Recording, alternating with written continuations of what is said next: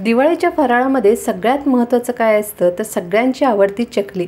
आणि ही चकली परफेक्ट होणं प्रत्येकालाच जमतं असं नाही। काही जणांच्या चकली मऊ पडतात तर काही जणांच्या खूपच कडक होतात आणि खूप डार्क रंगावरती तळे जातात। आता व्हिडिओमध्ये पाहू शकता तुम्ही एकदम परफेक्ट एकसारख्या आकारात एकसारख्या रंगावरती ही चकली बनून तयार होते आणि चवीला देखील खूपच अप्रतिम लागते। आता तुम्ही आवाज ऐका म्हणजे तुमच्या लक्षात येईल की किती खुसखुशीत कुरकुरीत ही चकली झाली आहे। आणि सगळ्यात महत्त्वाचं म्हणजे ही चकली आपण इन्स्टंट बनवणार आहोत, कोणत्याही प्रकारची भाजणी इथे न वापरता। तर चला बनवायला सुरुवात करू। त्यासाठी इथे मी 1 वाटी भाजकी डाळ घेतली आहे। याला भाजकी डाळ, डाळवं किंवा फुटाण्याची डाळ या तिन्हीपैकी प्रत्येक भागात म्हणण्याची वेगवेगळी पद्धत आहे। तर इथे फुल 1 वाटी भरून आपण हे डाळ घेतले आहे। आता ही डाळ मिक्सरला बारीक करून घ्यायची आहे। मिक्सरला बारीक केल्यानंतर ही ताटामध्ये एक चाळण ठेवायची आहे। चाळणीवरती हे पीठ घालून व्यवस्थित चाळून घ्यायचं आहे।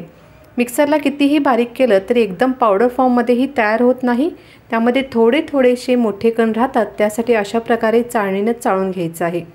आता इथे मी ताटामध्ये हे चाळून घेत आहे। ताट किंवा परात तुम्ही इथे काहीही वापरू शकता, कारण यामध्येच आपण याची सर्व तयारी करणार आहोत। तर ज्या वाटीने आपण डाळ घेतली होती त्याच वाटीने 3 वाटी तांदळाचं पीठ घ्यायचं आहे। तुम्ही वाटी, पेला, पातेलं कोणतंही माप घ्या, पण त्या एकाच मापाने तुम्हाला सर्व साहित्य म्हणजे डाळ आणि तांदळाचं पीठ घ्यायचं आहे। आता हे तांदळाचं पीठ मी गिरणीवरून दळून आणलं आहे, त्यामुळे हे चाळून घेण्याची आवश्यकता नाही। तुम्ही जर घरी तांदळाचं पीठ बनवलात मिक्सरवरती तर ते मात्र नक्की चाळून घ्यायचं आहे। हाताने व्यवस्थित मिक्स करून घ्यायचं आहे। यामध्ये 4 छोटे चमचे तीळ घालायचे आहेत। तीळ भरपूर घालायचे आहेत, कारण चकलीवरती तीळ दिसणं खूप महत्त्वाचं असतं। त्याचबरोबर यामध्ये 1 चमचा ओवा घ्यायचा आहे हातावरती आणि तो हातावरती क्रश करायचा आणि त्याच्या पिठावरती घालायचा आहे। 1 चमचा मीठ घालायचं आहे। त्याचबरोबर इथे 4 छोटे चमचे मी तिखट घेतलं आहे, जे रोजचं आपलं रेग्युलर स्वयंपाकासाठी वापरतं तेच तिखट आहे। आता हे व्यवस्थित मिक्स करून घेऊ।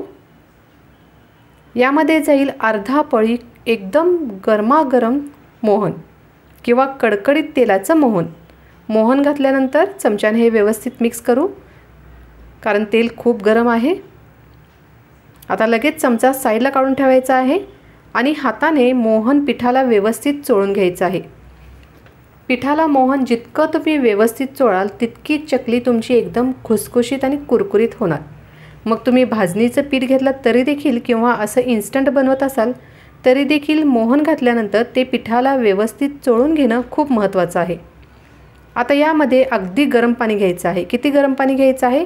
पाण्यामध्ये बोट घातल्यानंतर आपल्याला बोटाला चटका बसला पाहिजे इतकं गरम पाणी ते वापरायचं आहे। थोडं पाणी यामध्ये घालायचं आहे आणि हाताने व्यवस्थित याची कणिक मळून घ्यायची आहे।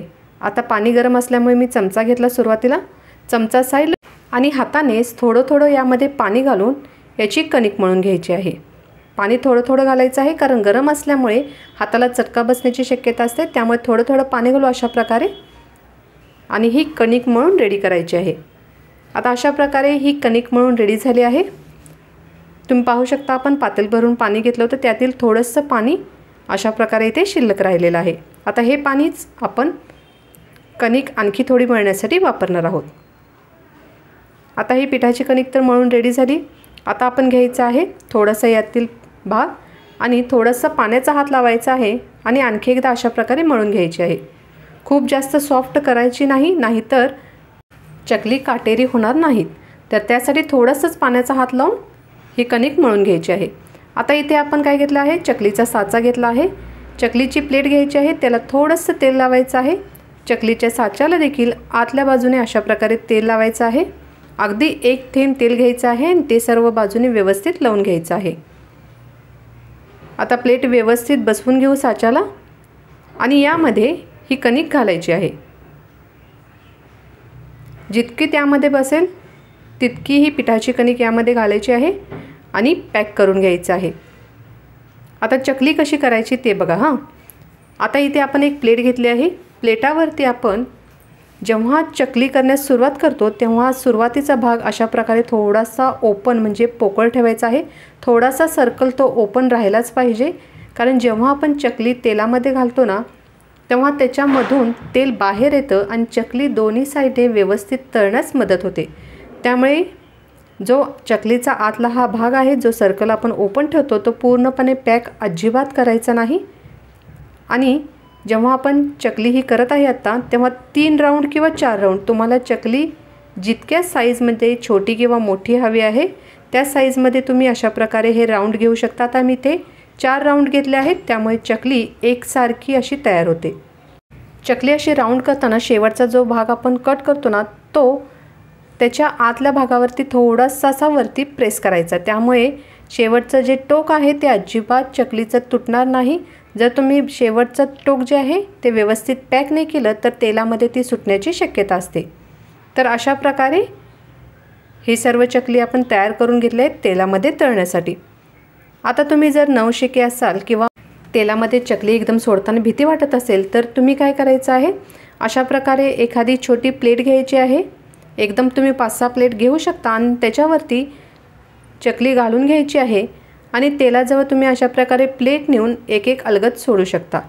तर नंतर मी तुम्हाला व्हिडिओमध्ये दाखवेनच की तेलामध्ये या प्लेटमधून चकली कशी सोडायची ते. चला तर मग आता गॅसवरती तेल देखील गरम झालं आहे. तेल कितपत गरम असावं, तर जेव्हा आपण यामध्ये गोळा टाकतो तेव्हा तो पटकन तळून वरती आला पाहिजे. आता हा गोळा पटकन तळून वरती आला नाही म्हणजे तेल अजून 1-2 मिनटं गरम होण्याची आवश्यकता आहे.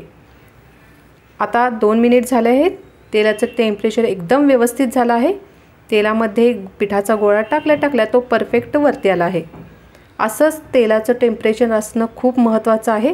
गॅस मोठ्या आचेवरती चालू ठेवायचा आहे. कढईमध्ये जितके बसतील तितके चकली यामध्ये आपण घालायचे आहेत. आता मी मोठ्या साईजमध्ये चकली केली आहेत. 3 चकली यामध्ये बसतात तर 3 घातले आहेत. तुम्ही जर छोट्या साईजमध्ये चकली केलात तर इथे तुम्ही 4 चकली तळू शकता. चकली तेलामध्ये घातल्यानंतर भरपूर प्रमाणात बबल्स येतात वरती, म्हणजे बुडबुडे येतात. तर ते व्यवस्थित थोडेसे कमी होऊ द्यायचे आहेत आणि मगच दुसरी साईड पलटून घ्यायची आहे. साईड पलटण्यासाठी अजिबात गडबड करायची नाही. एक साईड व्यवस्थित भाजली गेली, थोडेसे बबल्स कमी झाले की दुसरी साईड पलटून घ्यायची आहे. दोन्ही साईड एकदा पलटून झाल्यानंतर गॅस मध्यम आचेवरती चालू ठेवायचा आहे आणि छान सोनेरी रंगावरती तळून घ्यायचे आहेत. चकली करताना सगळ्यात महत्त्वाच्या लक्षात ठेवायच्या टिप्स मी तुम्हाला सांगते. जेव्हा आपण चकलीचं पीठ मळलं त्यावेळेस मोहन फक्त अर्धी पळी वापरायचं आहे. मग तुम्ही भाजणीची चकली जरी करत असाल तरी देखील मोहन जास्त प्रमाणात वापरू नका, नाहीतर काय होतं, तेलामध्ये चकलीचे तुकडे होतात. त्यासाठी जितकी आवश्यकता आहे तितकंच मोहन वापरायचं आहे. दुसरं महत्त्वाचं म्हणजे पीठ मळताना त्यामध्ये हळदीचा वापर शक्यतो करू नका. हळदीमुळे चकलीचा कलर इतका खास येत नाही आणि दुसरी गोष्ट म्हणजे ती सॉफ्ट पडण्याची शक्यता असते. फक्त तिखट घातल्यामुळे तुम्ही पाहू शकता किती सुंदर कलर आला आहे. आपण फक्त यामध्ये तिखटाचाच वापर केला आहे, हळद आपण यामध्ये अजिबात घातली नाही. तेलाचे बुडबुडे पूर्णपणे कमी झाल्यानंतर आणि चकली थोडी तेलामध्ये खाली बसायला लागल्यानंतर चकली परफेक्ट तळून झाली आहे हे ओळखायचं. झाऱ्यामधून चकली काढल्यानंतर ती ताटामध्ये अशा प्रकारे चाळणीमध्ये तुम्ही ठेवू शकता. त्यामुळे काय होईल, याच्यामध्ये जे एक्स्ट्रा तेल असेल ते निघून जाईल. पण ही आपली चकली इतकी परफेक्ट तयार होते ना, यामध्ये अजिबात तेल ओढलं जात नाही किंवा चकली अजिबात तेल पित नाही. आणखी एक महत्त्वाची टीप म्हणजे जेव्हा आपण चकलीचं पीठ मळतो त्यावेळेस पाणी कडकडीत गरमच असावं. गार पाणी किंवा कोमट पाण्याचा वापर अजिबात करायचा नाही. आता आपण तेलामध्ये आणखी चकली घातली आहेत. चकली तळताना गॅस मोठ्या आचेवरतीच ठेवायचा आहे.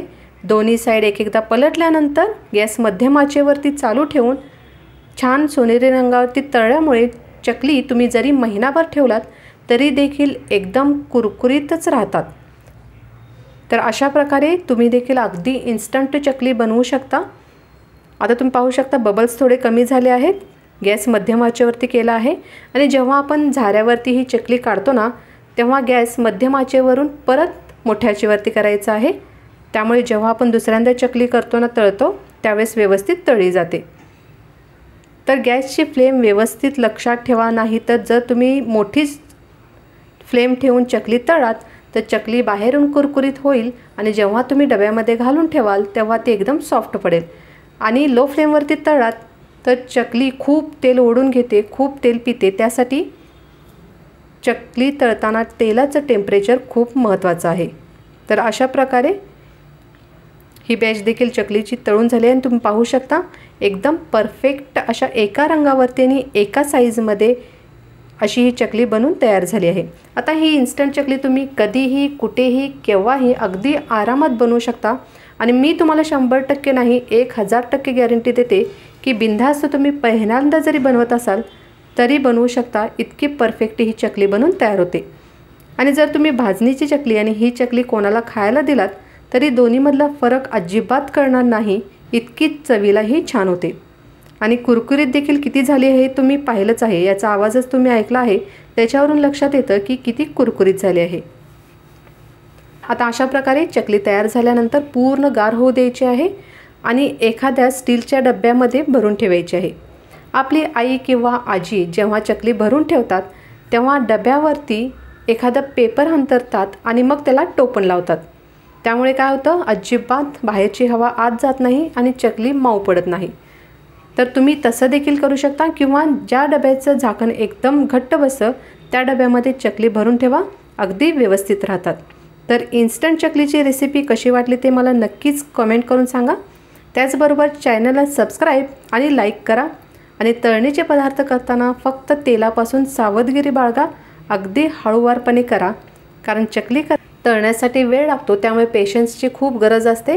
तर नक्की ट्राय करून बघा. परत भेटू आपण पुढील रेसिपीसह. तोपर्यंत टेक केअर. Bye bye.